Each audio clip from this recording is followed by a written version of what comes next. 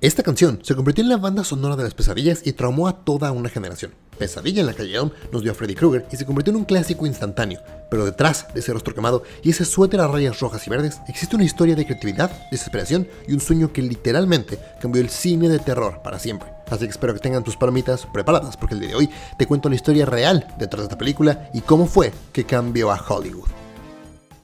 Corría el año 1981. El cine de terror estaba dominado por asesinos enmascarados que acechaban en la oscuridad. Michael Myers, Jason Voorhees, villanos silenciosos e imparables. Pero un director llamado Wes Craven estaba a punto de romper todas las reglas. Craven ya había dejado su marca con películas controversiales como La última casa a la izquierda y Las colinas tienen ojos, pero a principios de los 80 su carrera estaba en declive. Necesitaba algo diferente, algo nunca antes visto. Y de repente, un chispazo. La inspiración llegó de la forma más inesperada. Artículos de periódicos sobre refugiados del sudeste asiático que literalmente morían mientras dormían. Craven quedó obsesionado con estas historias, jóvenes sanos que se negaban a dormir, aterrorizados por algo en sus sueños, y cuando finalmente el sueño los vencía, morían sin explicación médica. Pero había más.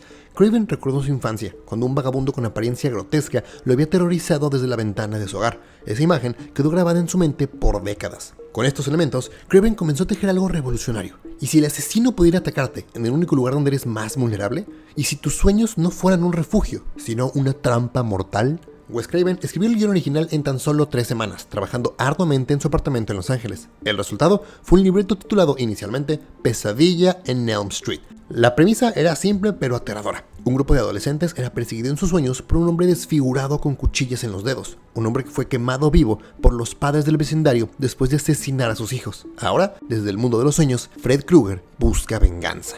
Pero vender esta idea sería más difícil que escribirla. Los grandes estudios rechazaron el proyecto una y otra vez. Lo consideraban demasiado extraño y abstracto. Entonces apareció New Line Cinema, una pequeña distribuidora independiente dirigida por Robert Shaye. New Line estaba al borde de la bancarrota. Necesitaban un éxito y estaban dispuestos a arriesgarlo todo. Shaye leyó el guión y vio el potencial.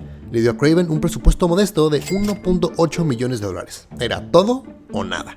Para el papel del mítico Freddy Krueger, Craven audicionó a docenas de actores. Quería a alguien que pudiera ser aterrador, pero también carismático. Alguien que el público amaría odiar. Entonces llegó Robert Englund, un actor de carácter relativamente desconocido del teatro. Llegó a la audición con una propuesta: interpretar a Freddy no como un monstruo silencioso, sino como un asesino que disfrutaba aterrorizar a sus víctimas. Un showman sádico. Craven lo contrató de inmediato. Para la protagonista, Nancy Thompson, una actriz prácticamente desconocida llamada Heather Langenkamp consiguió el papel. Y en un pequeño rol secundario, un joven actor sin experiencia llamado Johnny Depp hizo su debut cinematográfico. La producción comenzó en junio de 1984 con un presupuesto ajustado de $1.8 millones y un calendario de rodaje de apenas 30 días. Para ponerlo en perspectiva, Viernes 13 había costado el doble y tuvo casi 2 meses. Craven tenía la mitad del dinero y la mitad de tiempo. El equipo filmaba 6 días a la semana, jornadas de entre 14 a 16 horas. No había dinero para errores, cada toma contaba y cada día de retraso era dinero que New Line Cinema no tenía. La casa de Elm Street era en realidad una residencia en el 1428 de North Avenue en Los Ángeles. Los vecinos se quejaban constantemente del ruido nocturno y las luces brillantes. El equipo tenía que trabajar contra reloj para terminar las escenas exteriores antes del amanecer. Para Robert Englund, cada día de rodaje comenzaba con una tortura de 3 horas. El maquillaje de Freddy Krueger requería aplicar capa tras capa de prótesis de látex, pegamento especial y hasta pintura. Englund tenía que llegar al set a las 3 de la mañana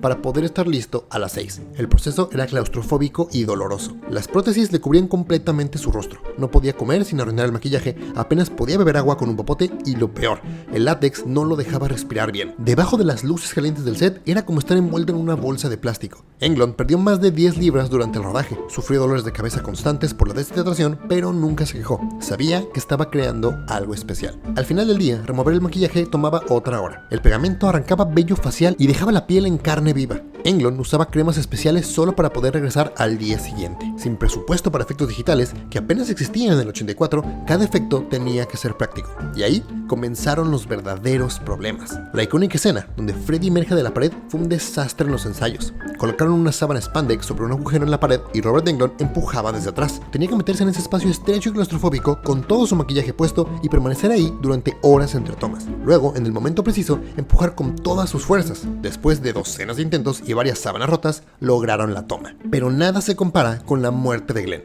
La escena donde Johnny Depp es succionado por la cama requirió construir completamente una habitación giratoria, como un tambor gigante que podía rotar 360 grados. Costó $50,000, casi el 3% del presupuesto total. El plan era sencillo. Johnny Depp estaría acostado en la cama mientras la habitación giraba. Entonces, desde arriba, bombearían 500 galones de sangre artificial, pero nadie había hecho algo así antes. El primer intento fue un desastre. La sangre no fluía correctamente, se pegaba al techo y las bombas se atascaban. El equipo trabajó 18 horas seguidas ajustando el sistema hidráulico. En el segundo intento, las bombas funcionaron, pero no como esperaban. La sangre explotó con tal fuerza que cubrió las cámaras, las luces y a todo el equipo técnico, arruinando equipo con valor de miles de dólares. Wes Craven pensó que lo despedirían, pero no podían darse por vencido. Habían gastado demasiado dinero, y ya en el tercer intento, con cámaras protegidas y bombas recalibradas, finalmente capturaron una de las muertes más icónicas del cine de terror. Johnny Depp, que nunca había actuado antes, pasó horas cubierto de sangre artificial pegajosa dentro de una habitación giratoria. Años después, bromeaba diciendo que ese día casi renuncia a la actuación.